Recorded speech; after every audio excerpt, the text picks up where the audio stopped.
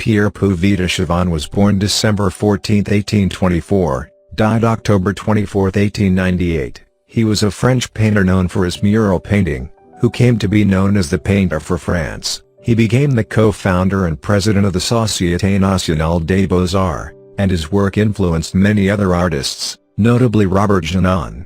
Puvis de Chavannes was a prominent painter in the early Third Republic. Emile Zola described his work as an art made of reason, passion, and will. Puvis de Chavannes' work is seen as symbolist in nature, even though he studied with some of the romanticists, and he is credited with influencing an entire generation of painters and sculptors, particularly the works of the Modernists.